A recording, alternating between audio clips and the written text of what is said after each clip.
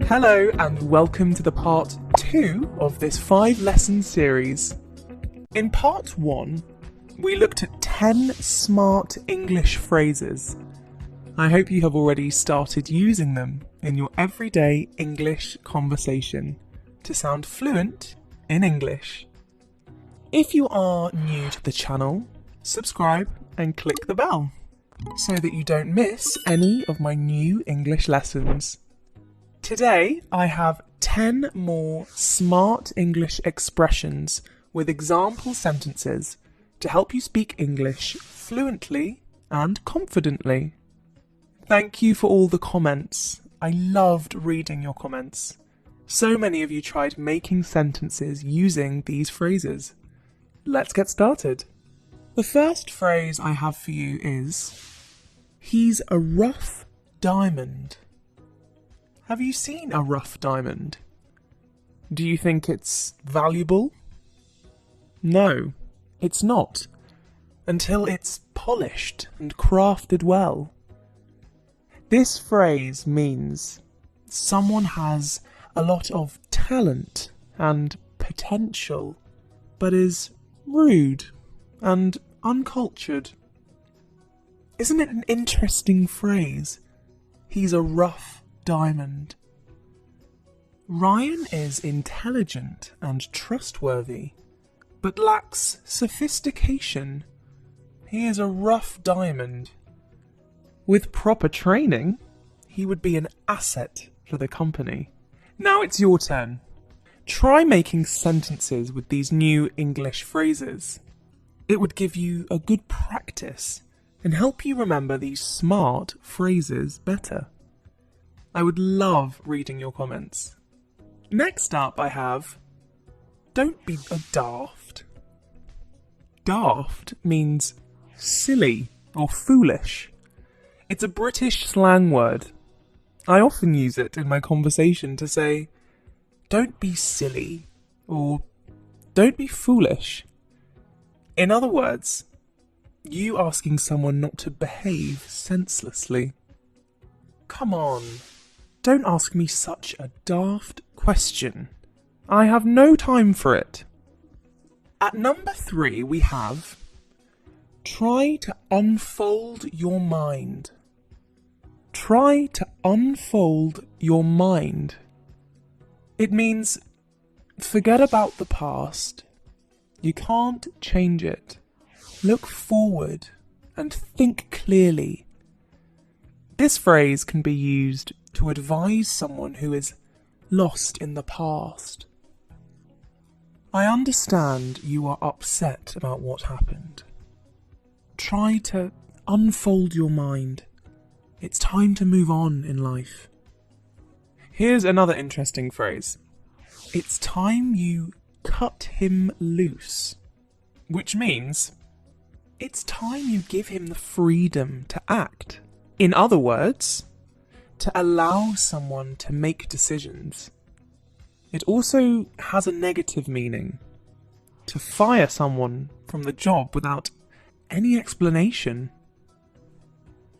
I think it's time to cut Ava loose. I am pretty confident she can manage the team all alone. They just cut me loose, with no explanation or no compensation. That's quite sad. Many people have been cut loose in this pandemic. Next up is, I need one more crack at it. It means I must try once again. I should give it another chance. When you have a gut feeling that you will succeed in the next attempt after failing at the first, use this phrase. I was so close to finding the bug. I need one more crack at it. I will get the app up and running. Do you know someone who always finds fault in everything? You can tell them, stop nitpicking. Someone who gives too much attention to unnecessary details. You call them a nitpicker. He's a kid. He will learn with age. Stop nitpicking about him all the time. If you spent less time nitpicking, I'm sure you'd get more work done. Do you know someone who's a nitpicker? Let me know in the comments. Next up, keep tabs on him. Keep tabs on him. It's simple to understand. You are asking someone to keep watch. It means to keep a track of what someone is doing. All social media sites keep a tab on the user behaviour to show relevant advertisements. Next time, don't be surprised to see an advertisement related to your latest search on the internet, as most browsers keep a tab on your search history. At number 8, I have don't get carried away. I'm sure you must have heard this from your mum, dad, colleagues, or even your boss.